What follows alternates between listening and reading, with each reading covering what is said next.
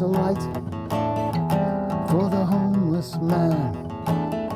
We got a kinda gentler machine gun hand.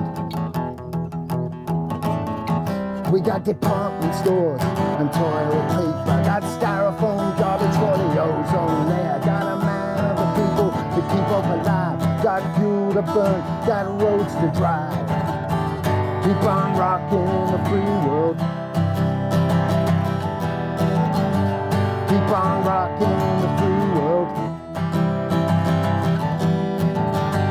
Keep on rocking the free world.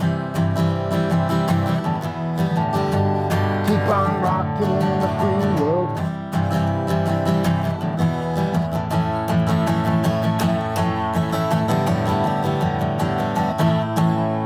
On the one hand they go, holy shit, yes, I am a fucking slave.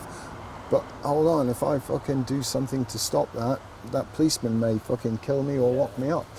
And so they say, well, then maybe I'm not really a slave. No, that's just these fucking lefty bastards being fucking all woke and shit and showing me the bars of my prison.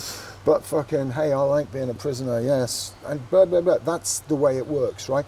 Because you show people the fucking bars and then they have to think, right, let's break those fucking bars, or they're not really bars. But the point is, breaking the bars means you may fucking die. Seems like I should be getting somewhere. I don't know. Why do they call you Sofa? Oh, long story. And I do try and tell a different answer every time, so. Oh, there was a Swedish girl once. I don't know, and that's as far as it's good. In 1982, I think it was the year after Greenham Common got set up. Could it possibly within the same year? There was a camp set up closer towards Northgate on Ministry of Defence land to protest the arrival of the new Vanguard class nuclear armed submarine that was going to replace the Polaris armed class, and they got evicted quite quickly. The MOD got an eviction order really quickly. Somewhere after getting evicted, they pulled in here. It was caravans and things, so, you know, and because this was council land, the council at the time was Western Barnshire Council, and they were actually really anti-nuclear and supportive and gave us the whole site for £1 a year peppercorn rent. Council boundaries have changed since then, and Argyll and Bute aren't as supportive, but yeah, the first thing they did was seek an eviction order, but then the road protest movement was in full swing down south, and a load of people came up from that and fought that off with tunnels and lock-ons, and you know, all these things were built, and it was the council never acted on their eviction order, so it would have cost them a lot of money at the time. And we've been here ever since. We're fairly famous in that we were front page of the New York Times when we were going to be shutting down. But yeah, so we'd hopefully be like, there'd be a whole load of people turning up to resist eviction with us. We would have notice. We've already got some defences, but you know, I think we've become part of the community now. That it's beyond the eviction thing. The assumption every generation makes is the next generation will sort it all out. You know, so on behalf of my generation, you know, I mean, yeah, I'm going to be dead soon, and all the fucking shit I ignored when I was 20, you fuckers have to deal with, and you won't be able to get me, so ha ha ha. One thing we can absolutely guarantee is that we have not had the last big impact, right? All right? The one that killed the dinosaurs was not the fucking last one in the fucking solar system, and the reason for that is because all these fucking things on their huge fucking eccentric orbits, right? Passing stars fucking perturb them, you know what I mean? They keep getting fucking thrown in, and sooner or later one's going to hit us, and when it does, it's going to extinguish life on the planet. And if that doesn't fucking happen, the Yellowstone volcano isn't going to suddenly fucking pack up. So the point is, right, I mean, we've got all these potential extinction events waiting around in our future that we know are going to happen at one point or another, right? So what do? We build another one. We build one of our own. Because in Victorian England, when you got like, you know, the fucking gentleman out in the bush sort of thing, they used to carry things called stopping guns, and it was usually a very heavy caliber pistol, you know. Yeah. So I mean, half an inch-ish, you know, 4.5, 4.55, that sort of stuff. Right. I mean, because the Webley Model 6 that was used in World War. People who know nothing else about the camp know that we got a cherry tree that was planted by Hiroshima survivors. Really? Yeah, and that's like behind you there with the little Buddha parked. It is widely reported that the Japanese were open to negotiation at that point. I mean, some sources deny that, some people don't, right? But here's the thing, okay? 2 bombs, very short space of time, one made of plutonium, one made of uranium, and it's hard to imagine that these were not tests. There were people going, yeah, okay, well, you know, we've got so much war left to do it, we're not going to be able to do it once peace breaks out, so let's see what it does to fucking living humans. Well, this is the communal building, and that's the woodshed. And yeah, I mean, you've seen in there anyway. It has an attached kitchen. Here we got some solar panels, which used to be on the roof until somebody forgot to secure them after they'd been working around on them, and I guess didn't anticipate that there would be wind on the western coast of Scotland around this time of year. Yeah, that, believe it or not, is the office. This is the toilet, and here we have a bathroom. I mean, it is a bit of a mess, but it has a functional bath. Yeah. And have you seen the state of this room here? It's like, bloody hell. But there is a drum kit in there. Believe it or not, that's the disabled access space, and the reason you can tell that is because there's a fucking ramp there for them to get the armoured fucking wheelchair that would be required to get actually in. When you've been in any given place for any number of years, you accumulate a load of stuff, and nobody can ever bear to throw things away. And that's the problem. And it's just the same with politicians and government. We get emotionally attached to to mindless objects, right? And that's why we have to elect fucking different mindless objects, you know, with a different set of contributors. You know, because, what's that big bastard over there?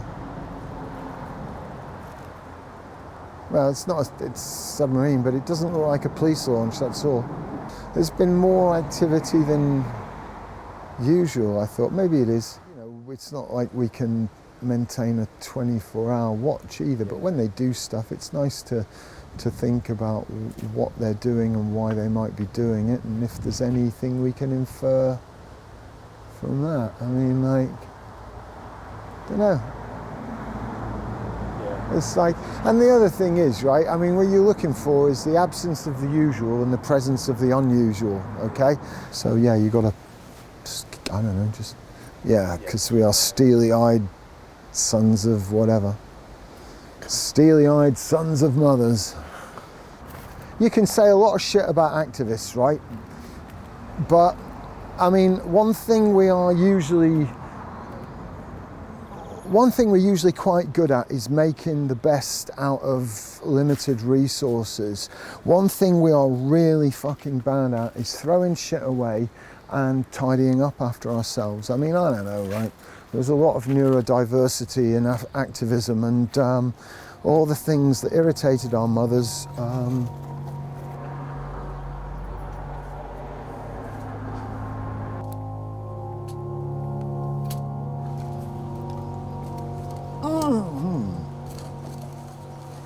Like weapons so powerful they can conceivably end all life on the planet. And for some reason, right, people who thought World War I could be stopped by a bunch of well-meaning words on papers think that strategic arms fucking treaties are going to stop a nuclear war. You know, because that approach has never fucking worked. You cannot stop a war. In fact, Machiavelli said you can't avoid war, you can only You can only delay it to someone else's advantage. And if you think about it, right, if we don't have a nuclear war and the next generation of weapons get built and deployed that are better than nuclear weapons, we've even got less fucking chance of surviving, you know. And then the next generation come out and they get, but sooner or later they're getting used. Do you think that we're almost fated to destroy ourselves? Yes. I think it was Democritus, I might be wrong, but he said the blade itself incites to violence. Well, that's good, because there's always the danger that... I did a couple of tours in Ireland, but it wasn't the sort of combat where, you know, you're exchanging fire and sort of covering fire and like, you know, fucking that shit. It's just we were on patrol and every so often something went bang. Different kind of theatre, but on the other hand it's one where the insurgents definitely have the initiative, and also they're pretty fucking good at what they do. But then they have to be. I mean, that's the thing, right? We train our enemies, okay? Just so we're perfectly fucking clear about this, right? The worst atrocities that you can imagine or that you have heard reported that the IDF have performed, right? Me and my colleagues, right? I mean, I'm talking 1980s me, not fucking me right now, right? But 1980s Jag, right? Yeah, I mean, like, bunch of civilians trying to get food, fucking, if I had an order, I would have opened up, right? And so would virtually everybody I work with or worked with at that time. And any fucking thing you can hear said about, like, say, for instance, the Waffen-SS, right? The British Army of the 1980s would have done, right? It's just that we got better PR, right? And indeed, Bloody Sunday, I mean, like, you know, you don't have to be, you know, you don't have to be a fucking absolute psychopath to do that shit. You just have to be trained to fucking follow orders. Military training is very robust, and what they teach you to do is when you reach the absolute end of your psychological and physical resources, you can still perform like a remorseless robot, which is what you are, which is great if, say, for instance, you are at the limit of your physical and mental resources on a mountain and you need to fucking pull through and, you know, switch your emotions off, not give in to fear and live. But it's really bad in a fucking relationship situation where maybe shooting someone in the head is not the most sensible option, even though in a military situation... How does that affect people after leaving the army, like having perpetrated crimes like that? I mean, your experience. Well, the thing is, you've got to fucking justify it, right? And that can be difficult. I mean, like, for instance, if you ask 100 people in America who didn't serve in Vietnam whether or not the Americans were right to intervene in Vietnam, you will get a very low percentage of Americans that say that they felt it was right. If you ask veterans who served whether it was right, you will have a much higher, about half of veterans who went to Vietnam say it was right. And the reason for that is because they've invested a significant chunk of their life into that, and, you know, they've watched people die and all the rest of that shit, and they've just got so much of their lives invested in it. It has to be for a reason. The last thing you want to say is, yeah, all my suffering was for fucking shit. You know, it was just to prop up a repressive fucking regime which was hated so much by its own fucking people that it fell any fucking way. Wilfred Owen wrote a poem, right? And it's quite short, and I'll recite it for you, and if you want to use it then fine, but you should just hear it anyway, right? And he's talking about his experiences on the Western Front. He said, "Out there, we walked quite friendly up to death, sat down and ate beside him, cool and bland, pardoned his spilling mess tins in our hand. We've smelt the thick green odour of his breath, Our eyes wept, but our courage didn't writhe. He spat at us with bullets and he's coughed shrapnel. We chorused as he soared aloft. We whistled as he shaved us with his scythe. Oh, death was never enemy of ours. We laughed at him, we leagued with him, old chum.